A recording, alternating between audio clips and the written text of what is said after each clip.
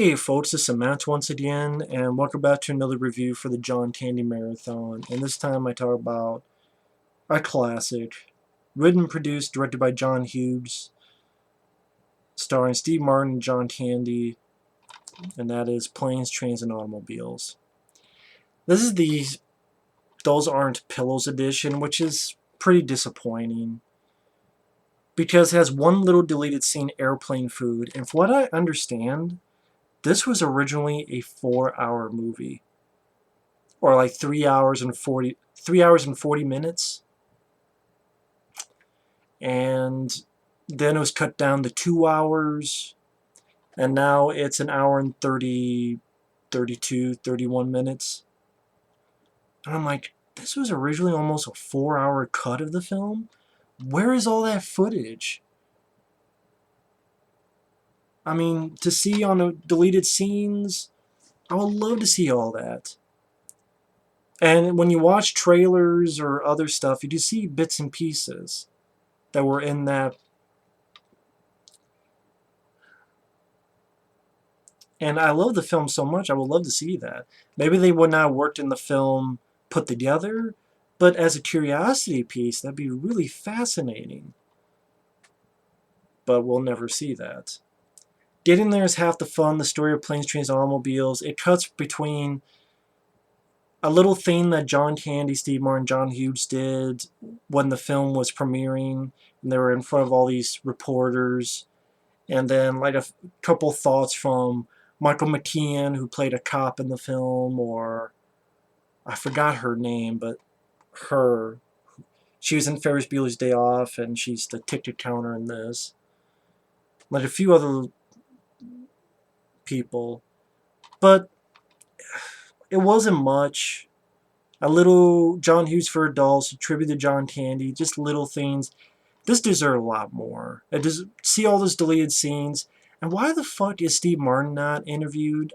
I could have sworn I remember reading somewhere this to Steve Martin, this is his favorite film, or one of his favorite films he's been involved with. So if that's the case, why doesn't he do an interview for this?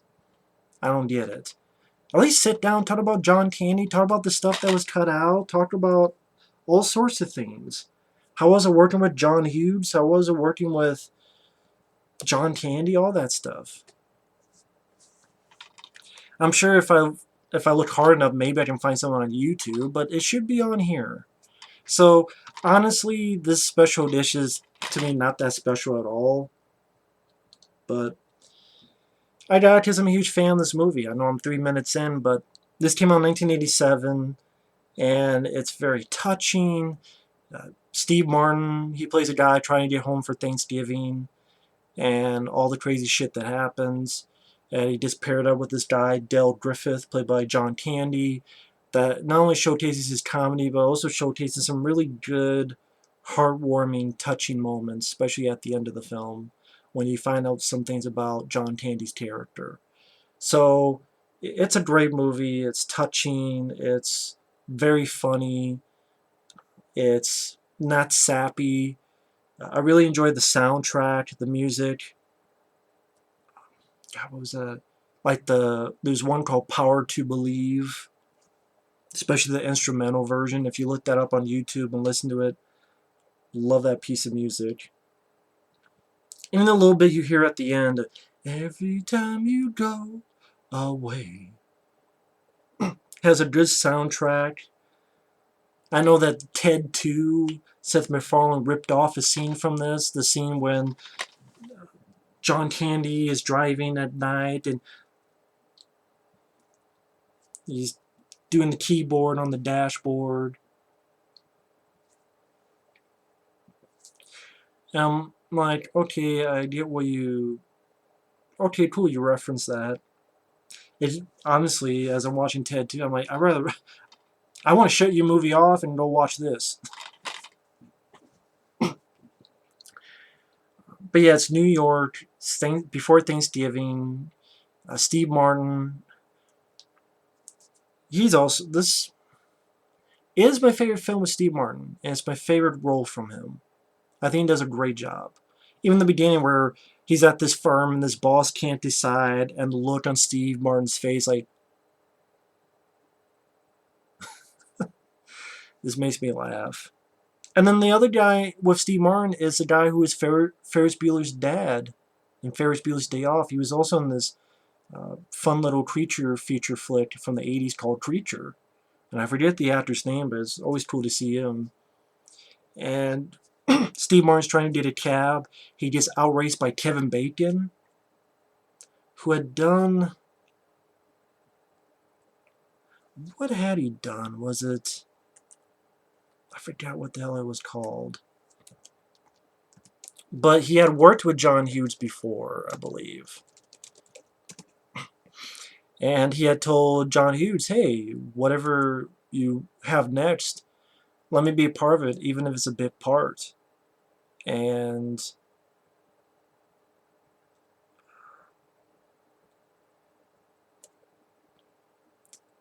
maybe she's having a baby, but that came out after Planes, Trains, Automobiles. Huh. Yeah, that came out in 88, so... Yeah, I don't know what it is.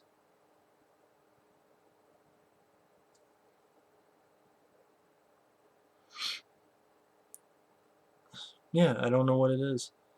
Oh, it's filmed at the same time as Planes, Trains, Automobiles. Okay, so that's why it was filmed the same time.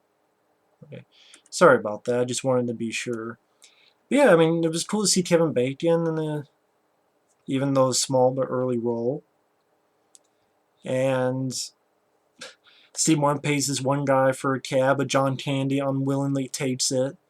And Steve Martin gets there, but it's delayed, and confronts John Candy. He's like, stole your cab? I never stole anything from your life. But it was easy to get a cab in rush hour. Oh, I'm so sorry. And Steve was like, no, Mom, that's okay. It's okay, man. John Candy's like, how about a hot dog and a beer? Coffee? No. Soda? No. Tea? No. Lifesavers? No. And before I go further, what makes the film work is that Steve Martin, you could kind of think of him as a prick, but at the same time, I understand perfectly Steve Martin's reactions. I understand and sympathize and can see myself in Steve Martin's place. On the flip side, John Candy, his character is never mean, rude, ruthless, incessant, bastard, asshole, fuckface. He's always a kind guy. When something happens, you just see on John Candy's face he's sorry about it, or he's trying to do his best. See, I liked Due Date, but I liked it for Robert Downey Jr. The problem with that film is Zach Galifianakis sucks. Again, I can have fun with Due Date because I think Robert Downey Jr. is hilarious. Zach Galifianakis is not good, though, because his character, unlike this, he's unsympathetic from beginning to end. You want Robert Downey Jr. to just run him over with a steamroller, like the one from Maximum Overdrive or something. You know, take his fucking beard and choke him with it. You know, or take Zach Galifianakis' dog and shove it up his ass or whatever the hell it was. Zach Galifianakis was not anyone to sympathize with. You can easily sympathize with John Candy, because he was a guy who wore his heart on his sleeve. I mean, just the scene later on where after Steve Martin unleashes some fury, you had to listen to a seminar for days because I bed with Dale Griffith. And John Candy says, you know what? You can go ahead and say that, but I like me. My wife likes me. My customers like me. Because I'm the real article. What you see is what you get. And you buy it. And it shows that John Candy can do drama just as well as comedy. And he's a guy that wore his heart on his sleeve, and you can easily sympathize with him. And that's what makes this film work, is that it's fucking funnier than hell. It's not boring. It's fast-paced. Good music and soundtrack. Even that piece of music. Do do do do do do do do do do do do. Bum bum bum bum bum bum bum bum bum bum bum. I forgot the name of the damn music. But it has a good heart to it. It has a really good heart to it. And speaking of the comedy, I mean, there's when they go to this motel, they have to share this bed, and John Candy goes, "You want to take a shower?" And Steve Martin immediately goes, "No, no, I was just saying." Oh, yeah, yeah. No, you thought I was. You thought we were. Yeah, that's real funny. That's real funny. Or when Steve Martin he goes in the shower later, and all that's left from the dry out is this tiny little washcloth, and that's what after John Candy's trying to clear his sinuses, you get that confrontation I was talking about. It was really heartfelt. It's a good scene. It's not a funny scene. It's a good drama scene that doesn't feel out of place. It doesn't feel like it's from a different movie.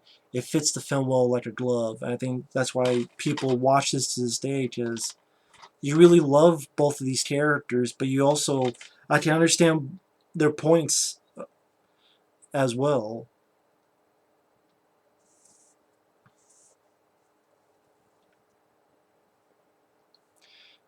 Although even then, there's some good lines that made me laugh, like when Steve Martin, when he's railing on John Candy, he's like, "Here's a good idea.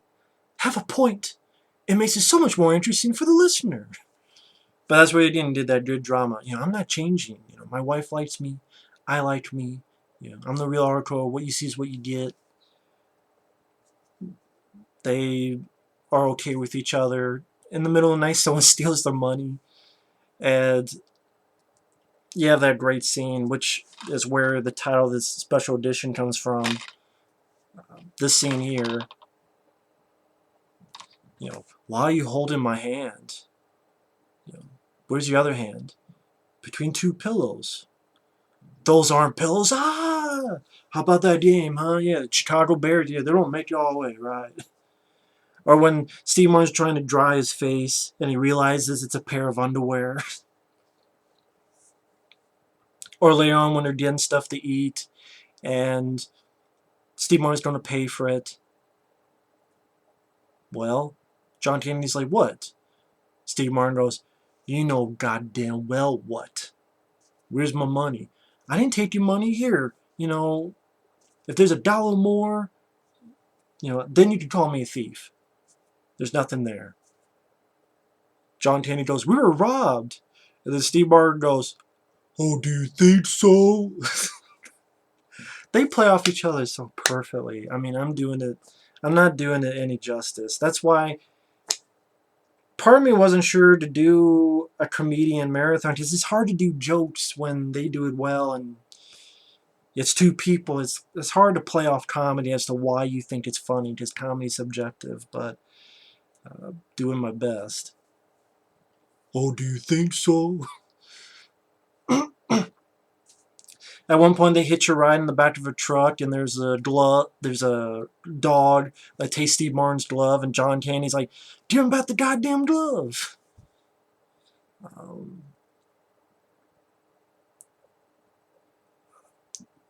they get on a train.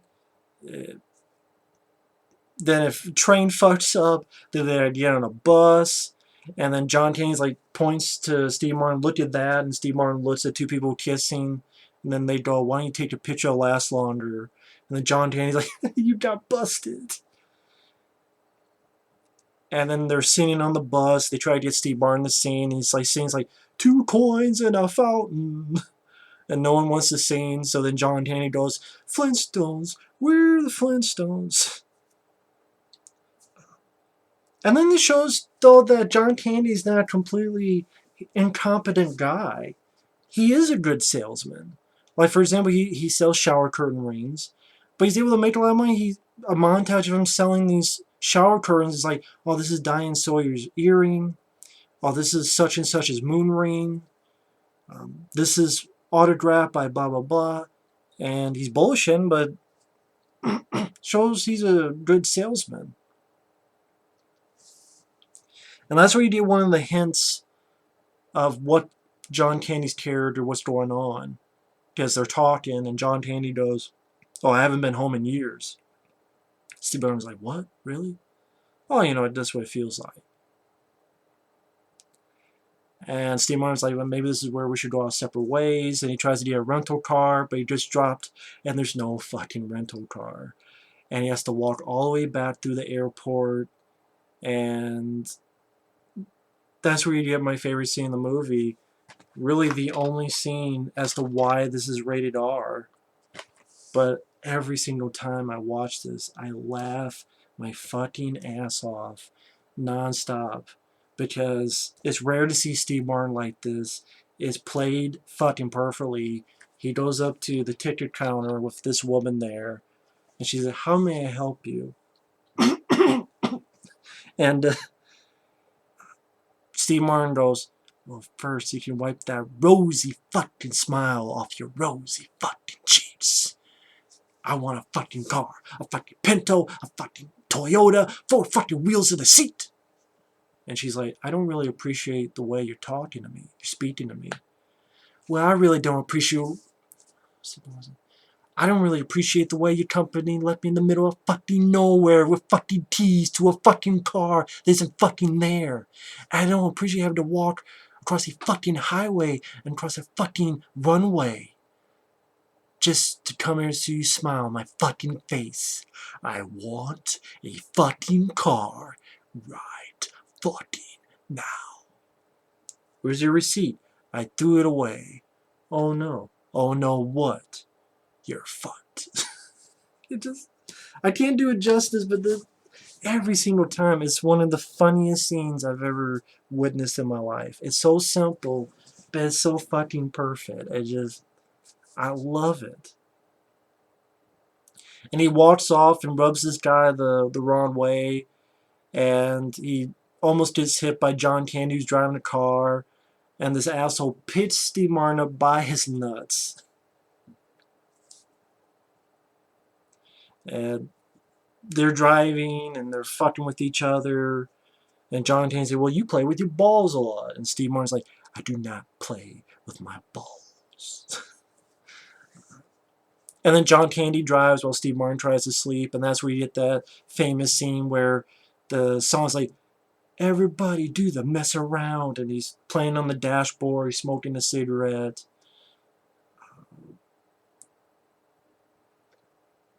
But he throws his cigarette, it doesn't work out. Goes in the back seat. He tries to take his coat off and gets his coat stuck, and he's got to steer with his legs. And it goes like a 360. Steve Martin wakes up. They keep driving, and because of what John Candy did, they're going the wrong way. And even another couple over on here is like, "You're going the wrong way. You're going to kill somebody." And Steve Martin, it's like, oh, sees 2 cars coming at him, and Steve's like, and they both go through the between the cars, and this weird psychedelic split shot, like not split shot, but split second, like John Candy's the devil, and like split second they're both skeletons, and then they get through it barely alive, almost killed by those 2 trucks. They walk out, and the fucking realize that now the car's on fire. And then he realizes that John Caney mistakenly was given Steve Martin's credit card, and now he wants it back, but the credit card's back in his wallet in the truck, so his credit card's been burned. And this fucking car was rented under his name, so he's probably going to have to pay for this car later. And he just fucking punches John Candy in the gut. And they both try to get in this hotel, and Steve Martin's like, he doesn't have enough money. He's like, "Have mercy. I've been wearing the same underwear since Tuesday." But he's able to get it with a watch and some money. John Candy's not being able to. But then Steve Martin feels bad. And here's the scene. John Candy is not oblivious to what's going on. He's not thinking he's perfect. He did nothing wrong. He's sitting in the car. Yeah, he's cold, but he doesn't blame Steve Martin one bit. He's like, he's talking about his wife as if he's talking to his wife, but man, I gave him much more trouble than, I'm the biggest pain in the butt. I cause him more trouble than he has the right to have. And he does blame himself, and that's what makes the character likable and not a scumbag and not cringeworthy.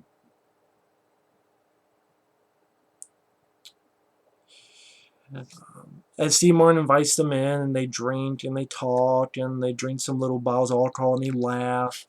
And it's a good moment between the two. And they do a shot for their wives, and they're together again, and John Candy actually bats the car up and smashes through the motel, and they, go! And they get stopped by Michael McKean, who is a cop. And to talk about some of the stuff that was cut out, I know Jack Craven, actually, very nice guy, sent me some info about it. Like, for example, in the original cut, in the film, once in a while you have that Steve Martin gets on a phone call with his wife. And I always thought his wife sounded a little bit, not bitchy, but that a little bit of her voice almost had some kind of accusing tone to it, but nothing's ever played off. Well, apparently in the original cut, she thought Steve Martin was cheating on her and made up this whole Del Griffith guy to just, not admit that he's cheating on her. But apparently maybe some people thought the wife character was too bitchy, so they cut that out. Also, this Michael McKean, the cop, he was supposed to tell them that you just drove 100 miles in the wrong direction, or you passed Chicago by 100 miles, which is their destination. You just passed it 100 miles.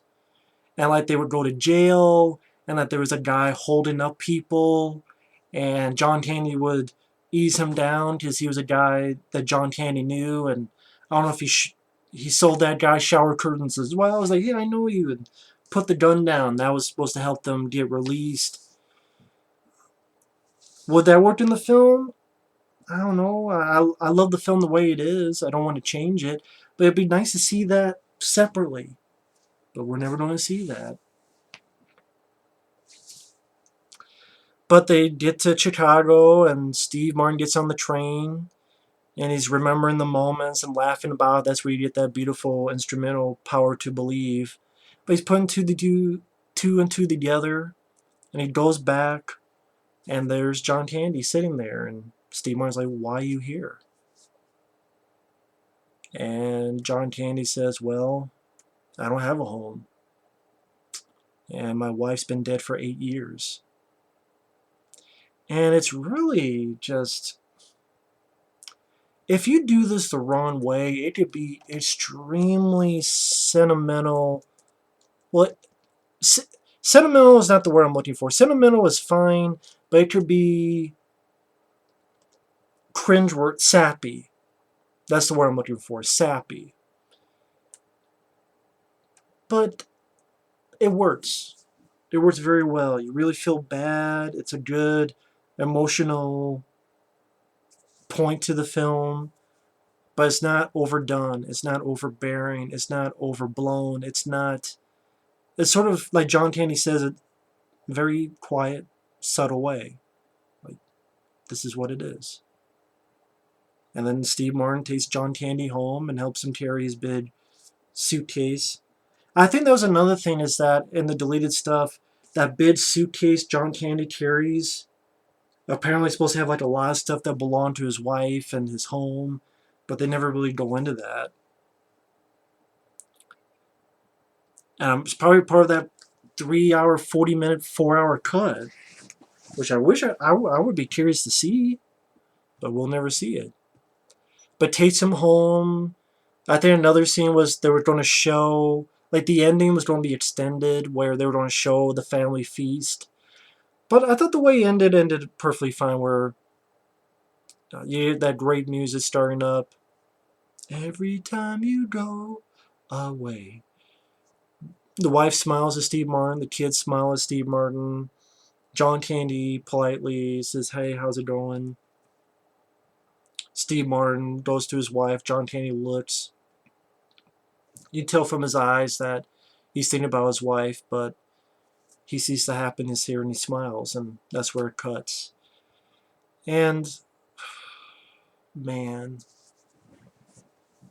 I don't want to say it made me tear up, but kind of like how, weirdly enough, when I saw a film like Summer Rental,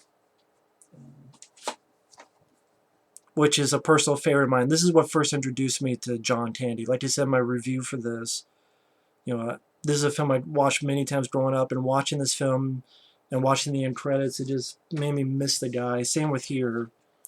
Watching a film where not only John Candy, but John Hughes. I mean, John Hughes, the director, did such an excellent job writing and directing this. I love a lot of his films. I love The Breakfast Club. I love Weird Science. I Curly Sue, I barely remember. Pretty, well, he didn't direct that. He wrote it. But 16 Candles I like. I love Ferris Bueller's Day Off. Even stuff he just wrote. I mean, I like The Great Outdoors. I like that film. That's coming up in the John Candy Marathon. So there's a lot of stuff he did I enjoy. I know at one point he was going to direct a film with John Candy and Sylvester Stallone called Bartholomew versus Neff, which is John Candy and Stallone were feuding neighbors. They were neighbors that were fighting each other, and I would love to have seen that movie get made with John Hughes directing and writing it. I'd love to see that movie get made. I would love to see that movie. I don't know why it didn't get made. I wish it did. I would love to have seen that. Oh my god, I would love to have seen that.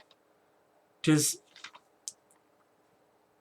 if it even came anywhere near to this, of course Uncle Buck. How could I forget Uncle Buck? That'll be reviewed later too. That's another John Hughes, John Candy film that's great.